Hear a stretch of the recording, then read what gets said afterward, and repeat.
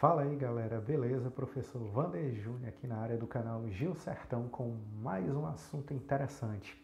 É o seguinte, no final do vídeo, pessoal, se inscreve no canal, deixa teu joinha porque assim tu ajuda o nosso canal a crescer e eu a trazer mais assuntos interessantes para vocês, beleza? Então, bora lá para o conteúdo de hoje.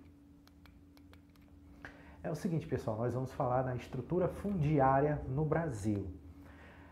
Essa imagem aqui mostra muito bem como foi a estrutura fundiária no Brasil logo em sua ocupação, né, pelos portugueses e como é a estrutura fundiária do Brasil hoje em dia. Essa diferença, esse crescimento, essa evolução do que era para o que foi hoje em dia.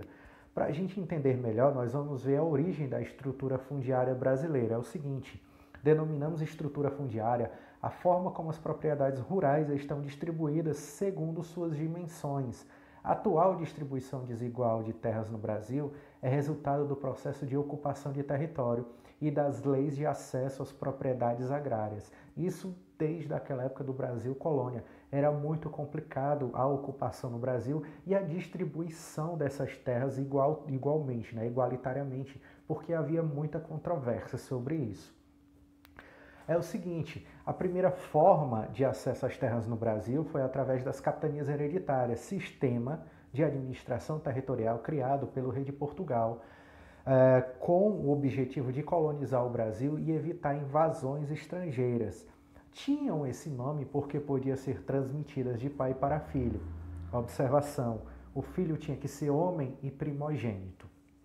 A colônia foi dividida em 15 grandes lotes, que foram entregues a 12 donatários. E é o seguinte, a partir de 1822, Dom Pedro I determinou o fim do sistema de doação e permitiu o regime de posse, isto é, era dono da terra quem a ocupasse, ou seja, aquele cara que chegava naquela região e se instalava ali, se estabelecia ali, ele podia se nomear como dono da terra, indiretamente. Isso aí era indiretamente, beleza? E a partir de 1850, foi regularizado o acesso à terra no Brasil e mais tarde sucederam várias tentativas de efetuar a reforma agrária. Era bem complicado naquela época você fazer uma reforma agrária no Brasil Império, no Brasil Colônia, até mesmo logo no início do Brasil República, até quase o finalzinho aqui do século XX, porque era complicado demais você discutir com os grandes donos de terra, grandes donos de lotes de terra, porque eles não queriam ceder parte de suas terras para outras pessoas. Eles queriam era mais terras, não é, para a sua produção. E com isso havia várias desavenças. Era muito complicado fazer isso.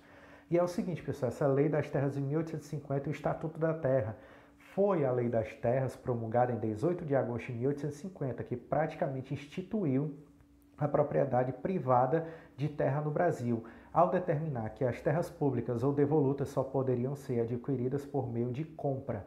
Essa lei limitou o acesso à posse de terras a quem tivesse recursos para satisfazer essa condição. Ou seja, aquele pobre, aquele negro, aquele camponês, aquele imigrante que tinha muito aqui no Brasil, negro livre que tinha muito aqui no Brasil, infelizmente não tinham mais o acesso direto às terras.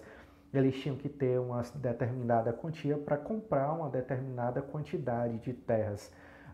Infelizmente, isso foi muito satisfatório para os abastardos da sociedade. Abastardos, pessoal, são aquelas pessoas que possuem dinheiro, que vêm de famílias nobres, não é, que têm uma condição social melhor. Eles sim se satisfazeram com essa lei, porque eles começaram a comprar dezenas e dezenas de lotes de terras sem precisar fazer com que essas terras fossem produtivas. Porque logo no início do Brasil Colônia, uma das regras que tinha para o cara ter a posse direta das terras era que essas terras tinham que ser produtivas. Se você não conseguisse fazer a produção, não conseguisse deixar a sua terra produtiva e não ter uma produção para que você tivesse demanda de venda, consequentemente você doasse uma parte dessas vendas para a coroa, você perdia a posse daquelas terras. A coroa mandava você sair de lá, sai daí, deixa outra pessoa fazer com que essas terras fiquem produtivas. Com essa lei não. O cara que tivesse dinheiro comprava a terra, ele fazia dela o que quisesse e bem entendesse, porque ninguém iria se meter. Isso foi ruim para esse pessoal, né? Para os mais pobres da sociedade, que 70% do Brasil naquela época era composto desse pessoal, de imigrantes, de negros libertos, de pessoas que não tinham recursos, vindas de Portugal para tentar uma melhor condição de vida aqui, etc. É o seguinte, pessoal, as décadas de 50 e 60 marcaram o surgimento de organizações que lutavam pelos direitos dos trabalhadores rurais. Entre elas, podemos citar as Ligas das Nações e a Confederação Nacional dos Trabalhadores na Agricultura, o CONTAG. Preocupados com o descontentamento social no campo, membros do regime militar, que ele ocorreu de 64 a 85, que era quem comandava o Brasil naquela época, elaboraram um conjunto de leis para tentar controlar os trabalhadores rurais e acalmar os proprietários de terra. A partir daquela época ali, os trabalhadores rurais começaram a invadir as grandes fazendas somente para ter o seu pedaço de terra para fazer com que ela fosse produtiva.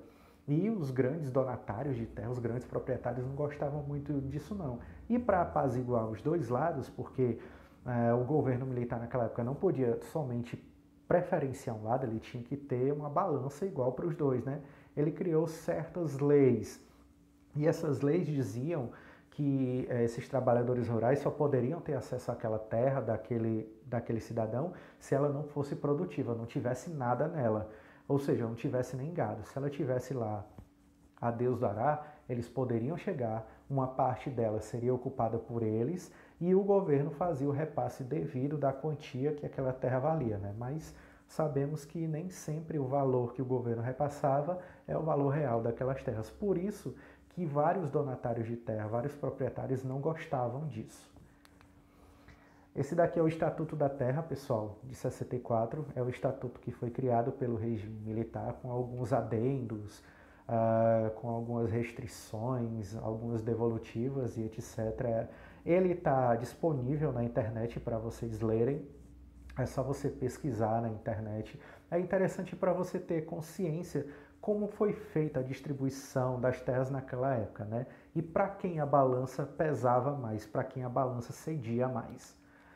É o seguinte, pessoal, na Constituição de 88, com a reforma agrária, criou-se também outros novos artigos, não foi? Essa função social da terra. Nós temos o artigo 184, que diz: compete à União desapropriar por interesse social para fins de reforma agrária o imóvel que não esteja cumprindo sua função social, mediante prévia e justa indenização em títulos da dívida agrária, com cláusula de prevenção de valor real, resgatável no prazo de até 20 anos, a partir do segundo ano de sua emissão, e cuja utilização será definida em lei. A beneficiários úteis e necessárias serão indenizados em dinheiro, ou seja, toda aquela terra que foi desapropriada pela União. A União que nós falamos é a União dos Estados Brasileiros, a nossa república. Quando eles desapropriam aquelas terras de um certo dono, eles têm até um prazo de 20 anos para pagar aquelas terras. Ou seja, o dono, muitas vezes os grandes proprietários ficam com raiva disso, mas é uma lei que nós temos hoje em dia. Ela não é cumprida diretamente, muitas vezes, quando os trabalhadores rurais eles conseguem adentrar aquelas terras ali, infelizmente eles saem de lá posteriormente, porque às vezes o dono é muito rico, ele tem contatos políticos que não deixam aquilo acontecer. Hoje em dia é complicado isso acontecer corriqueiramente. A maioria das vezes os trabalhadores rurais estudam uma área, uma certa região, e veem que aquelas terras ali, elas não estão cumprindo com que a nossa Constituição pede, né? Essa função social. Aí sim eles conseguem adentrar aquela terra através de medidas, não é? Através de atos baseados em leis. Dando continuidade aqui, pessoal, segundo o INCRA, vinculado ao Ministério do Desenvolvimento Agrário, estende-se por módulo fiscal a unidade de medida expressa em hectares, fixadas em cada região, considerando os seguintes fatores: tipo de exploração predominante no município, renda obtida com exploração predominante, outras explorações existentes no município que, embora sejam predominantes, são significativas em função da renda e da área utilizada e o conceito de propriedade familiar. Tudo isso está dentro da reforma agrária. Tudo isso é explicado em nossa Constituição brasileira. E é o seguinte, pessoal, segundo a Lei 8.629, que é a lei que compreende a reforma agrária, definiu-se a classificação dos imóveis rurais quanto ao tamanho. É o seguinte, nós temos o minifúndio, um imóvel rural com área inferior a um módulo fiscal, propriedade pequena ou pequena propriedade, o imóvel rural de área compreendida entre 1 e 4 módulos fiscais, uma média propriedade, o imóvel rural de área superior a 4 até 15 módulos fiscais. E grande propriedade, o imóvel rural de área superior a 15 módulos fiscais, sem limitação de módulos. Continuando, conflitos no campo, gente. Nos anos de 60, a Liga Camponesa da Galileia foi duramente combatida pelo regime militar, o que levou à extinção dessa de todas as outras ligas espalhadas por 3 estados brasileiros. Em 84, foi criado um movimento que tem por objetivo fazer uma reforma agrária rápida e justa, o Movimento dos Trabalhadores Rurais, ou Movimento dos Sem Terra, MST. Os integrantes do MST argumentam que estão tomando posse das terras improdutivas, enquanto os latifundiários consideram essa atitude um ato criminoso que fere o direito de propriedade. Os dois lados, é bem complexo isso daí. É muito tenso o clima entre os dois lados. Por muito tempo argumentou-se várias e várias medidas e modos de tratar esse assunto, mas infelizmente cada um tem seu propósito, tanto o proprietário quanto o movimento dos sem terra. Cada um tem seu ponto de vista e sua ideologia. Infelizmente, pessoal, esses diferentes pontos de vista têm causado violentos conflitos com baixas em ambos os lados. Embora o número de trabalhadores rurais mortos nesse embate seja bem maior que o de policiais ou pistoleiros contratados por fazendeiros para defender suas terras. Boa parte desse conflito, quando o movimento dos sem terra invade uma propriedade, parte dos proprietários às vezes contratam pistoleiros ou chamam a própria polícia e eles não arredam o pé de jeito nenhum não, chegando a esse embate violento, não é? Muitas mortes em decorrência à posse de terra. Nesse contexto de disputa, pessoal, pela posse de terras, destaca-se 2 figuras frequentes envolvidas nos conflitos, o posseiro e o grileiro. É o seguinte, o posseiro é o indivíduo que tem a posse da terra e nela trabalha sem, porém possui um título de propriedade, ou seja, provavelmente esse cidadão tenha chegado ali naquela terra, tenha tido a posse da terra porque chegou primeiro e dominou e ficou para ele, pronto. Ele não tem um título que comprove que aquela terra é dele. Ele não tem a escritura lavrada em cartório, ele não tem nada disso.